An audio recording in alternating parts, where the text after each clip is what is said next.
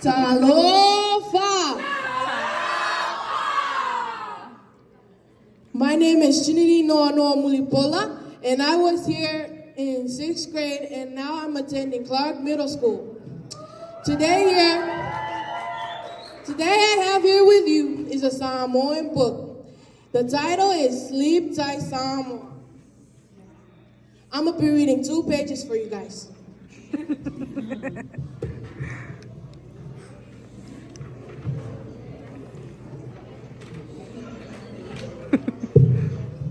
Before I go to sleep tonight, I look around to say goodnight.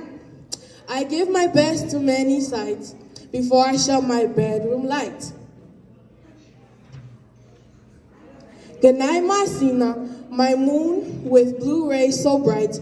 Now Unga the hermit crab can sleep on the sand of $2 beach tonight. Masina means moon and Unga means crab. And this time I represent to you the island of Samoa. All right, give it up for the ladies of the Pacific. Mili, mili, mili, mili. Patia, patia, luamai. Hey, hey, sauni. Esse Faiva le alo, esse Faiva le moana. Falta pena e tuliatu, tatai malana o vele muna.